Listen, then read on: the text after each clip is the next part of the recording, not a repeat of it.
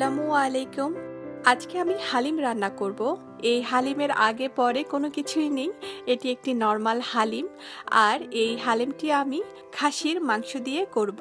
আমি হালিমের মশলা পাউডারটা আগে তৈরি করে নিব।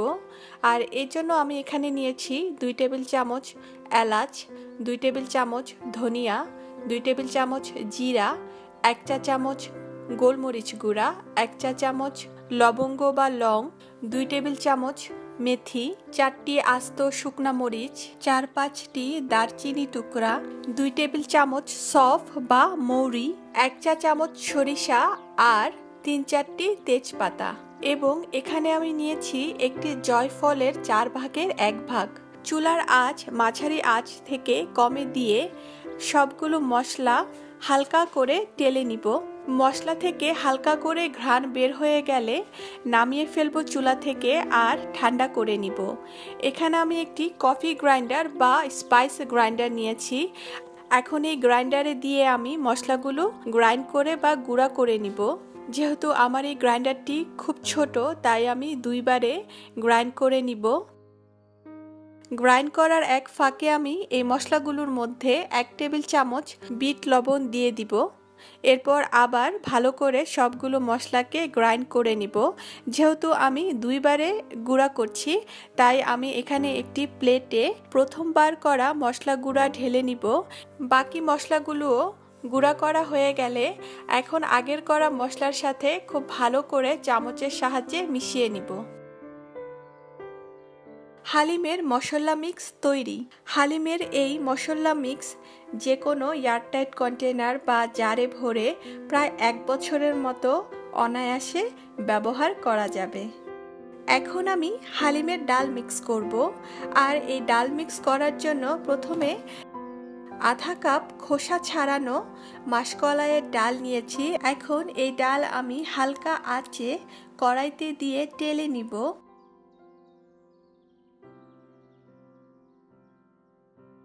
মাসকলাই থেকে ঘ্রাণ বের হলেই চুলা থেকে নামিয়ে নিব।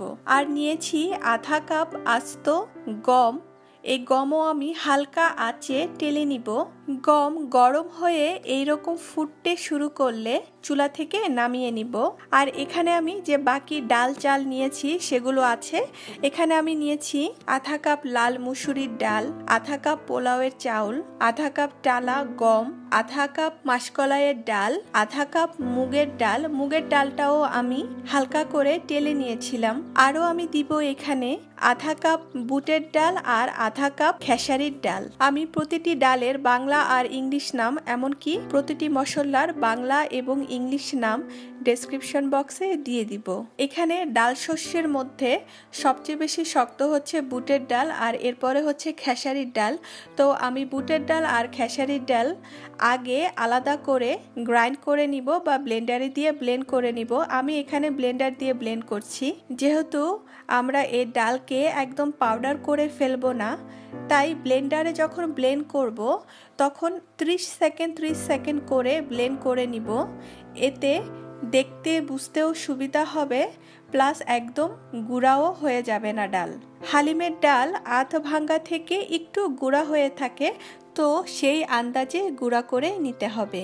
বুটের ডাল আর খেসারির ডাল গুঁড়া করা হয়ে গেছে। একই কায়দায় বাকি যে ডাল চাল আছে সেগুলোকে ব্লেন্ড করে নিব, আধ ভাঙ্গা থেকে একটু বেশি গুঁড়া করে। ডাল চালও গুঁড়া করা হয়ে গেছে। এখন বুটের ডাল আর খেসারির ডালের সাথে এই ডালের মিশ্রণ দিয়ে খুব ভালো করে মিশিয়ে নিব। ডাল মিক্সও তৈরি। এখন এই ডাল মিক্সটাও 1 বছরের মতো যে কোনো এয়ারটাইট কন্টেনার বা জারে ভরে রাখা যাবে। এই বছর খানেকের মাঝে হালকা করে 1-2 বার টেলে নিলেও হবে, এতে ডালটা ফ্রেশ থাকবে। এই হচ্ছে হালিমের ডাল মিক্স আর মশলা মিক্স। এভাবে করতে না চাইলে সব ডাল 7-8 ঘন্টা ভিজিয়ে রেখে এরপর সিদ্ধ করে ব্লেন্ড করে নিতে হবে। এইভাবে করা আমার কাছে অনেকটা হ্যাসেল মনে হয় আর অনেক সময় সাপেক্ষও মনে হয়। তো আমি এইভাবে ড্রাই করে ব্লেন্ড করে নেই, এরপর রেখে দেই, এরপর অল্প অল্প করে বানিয়ে খাই। এটা আমার কাছে অনেকটাই সহজে লাগে। এটি আমার ব্যক্তিগত পছন্দ বা মতামত। এখন এই ডাল থেকে আমি 1 কাপ ডাল একটি বাটিতে নিয়েছি, আর এই বাটিতে একদম ফুটন্ত গরম পানি পরিমাণ মতো দিয়ে রাখবো। দিয়ে ভালো করে মিশিয়ে নিব যাতে ডালে কোনো দলা না লেগে থাকে। এখন এই ডাল গরম পানির মধ্যে আমি 1 ঘন্টার মতো ভিজিয়ে রাখবো। ডাল গরম পানিতে ভিজতে ভিজতে আমি মাংসটা রান্না করে ফেলবো। এখানে আমি গর্ত করা পাতিল নিয়েছি, এতে হালিমটা রান্না করতে সুবিধা হবে আমার জন্য।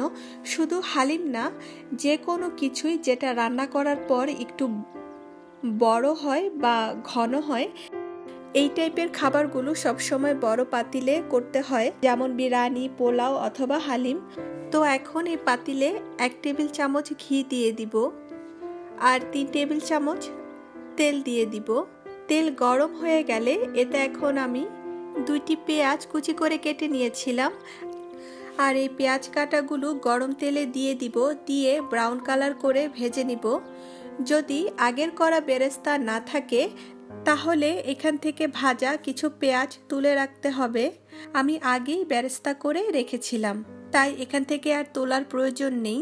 পেঁয়াজ ব্রাউন কালার হয়ে গেছে। এখন আমি এতে 1 কেজির মতো খাসির মাংস দিয়ে দিলাম। আমি ছোট ছোট টুকরা করে নিয়েছি, আর এতে হাড়ও আছে। মাংসটা দিয়ে 3-4 মিনিট ভেজে নিব। এরপর মাংসে পরিমাণ মতো লবণ দিয়ে দিব, আর 1 টেবিল চামচ করে আদা রসুন বাটা দিয়ে দিব। দিয়ে ভালোভাবে মাংসের সাথে মিশিয়ে নিব। এখন এই মাংসের মধ্যে আমি 2 টেবিল চামচ হালিমের স্পাইস মিক্স বা মশলা মিক্স যেটা করেছিলাম তা দিয়ে দিব। 2 টেবিল চামচ দিব, আর দিয়ে দিব 1 চা চামচ হলুদ। দিয়ে ভালো করে মিশিয়ে নিব। মাংস থেকে পানি বের হয়ে এসেছে, আর এই পানিতেই এখন আমি এই মাংসটিকে 10 মিনিটের জন্য ঢাকনা দিয়ে মাঝারি আঁচ থেকে একটু কম আঁচে রান্না করব। 10 মিনিট পর এখন এখানে আমি 2 থেকে আড়াই কাপের মতো পানি দিয়ে দিব। দিয়ে ভালো করে মিশিয়ে আবার ঢাকনা দিয়ে দিব, আর মাংস সিদ্ধ হওয়া পর্যন্ত রান্না করতে থাকব।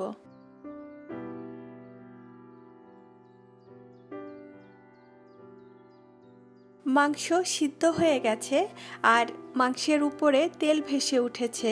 এখন আমি ভেজানো যে ডালগুলো ছিল সেগুলো দিয়ে দিব। মাংসেও পানি নেই, আর এই ডালের মিশ্রণটাও অনেক ঘন হয়ে গেছে। এই কারণে আমি আন্দাজ মতো পানি দিয়ে দিব। আমি প্রায় এখানে 3 কাপের মতো পানি দিয়েছি। দিয়ে ডাল মিক্সের সাথে মাংস ভালো করে মিশিয়ে নিব। এখন এই ডাল মাংসকে আমি প্রায় অনবরত নাড়তে থাকব, আর চুলার আঁচ মাঝারি আঁচ থেকে কমে থাকবে, নইলে নিচে লেগে যেতে পারে। হালিমের জন্য যে স্পাইস মিক্সটা করেছিলাম সেখান থেকে আমি 1 চা চামচ স্পাইস মিক্স এই ডালে দিয়ে দিব। দিয়ে ভালো করে মিশিয়ে আবারও নাড়তে থাকবো। আমি প্রায় 20 থেকে 22 মিনিটের মতো ধরে নাড়ছি। হালিমটা একদম ঘন হয়ে গেছে, পানি শুকিয়ে গেছে। আর হালিম হয়েছে কিনা তা বোঝার জন্য সবচেয়ে সহজ উপায় হলো পানি শুকিয়ে এইরকম বুদবুদি হওয়া শুরু করলে বোঝা যাবে যে ডালটা হয়ে গেছে। এইভাবে গুঁড়া করে নিয়ে ডালটা করলে, আর এরপর ঘন্টা খানেকের মতো ফুটন্ত গরম পানিতে ভিজিয়ে রাখলে ডাল সিদ্ধ হতে বেশি সময় নেয় না। আমার হালিম হয়ে গেছে, এখন আমি চুলা থেকে নামিয়ে নিব। আর এখানে আমি এই হালিমকে বাগার দিব। আর এই বাগারটা দেওয়ার জন্য আমি সামান্য পরিমাণে তেল নিয়েছি, প্রায় 1 টেবিল চামচের মতো। আর এই তেলে এখন আমি আধা চা চামচ মেথি দানা আর আধা চা চামচ সরিষা দানা দিয়ে দিব। আর দিব এখানে আমি 1 চা চামচ জিরা। জিরা যদি টালা থাকে তাহলে আর এখানে দেওয়ার প্রয়োজন নেই, সরাসরি হালিমে দিয়ে দিলেই হবে। আমার জিরাটা টালা না, তাই আমি এখানে দিয়ে দিচ্ছি। আর দিয়ে 15 থেকে 20 সেকেন্ডের মতো ভেজে নিব। এরপর হালিমে দিয়ে দিব। হালিমে বাগারটা না দিলেও চলে। এখন একটি মাটির হাঁড়িতে হালিমটা তুলে নিব। আর এই হালিমের উপর এখন আমি সামান্য পরিমাণে শসা কুচি ছিটিয়ে দিচ্ছি, কিছু কাঁচামরিচ কুচি দিয়ে দিচ্ছি, আদা কুচি, ধনিয়া কুচি দিয়ে দিচ্ছি। আর এর উপরে আমি দিয়ে দিচ্ছি কিছু পেঁয়াজ বেরেস্তা। একদম স্বাস্থ্যকর পরিবেশে করা মজাদার হালিম তৈরি। আশা করি আজকের ভিডিওটি ভালো লাগবে। যদি ভালো লেগে থাকে তাহলে চেষ্টা করবেন আমার চ্যানেলটি সাবস্ক্রাইব করতে। ধন্যবাদ সবাইকে। আজকের মতো বিদায়। আল্লাহ হাফেজ।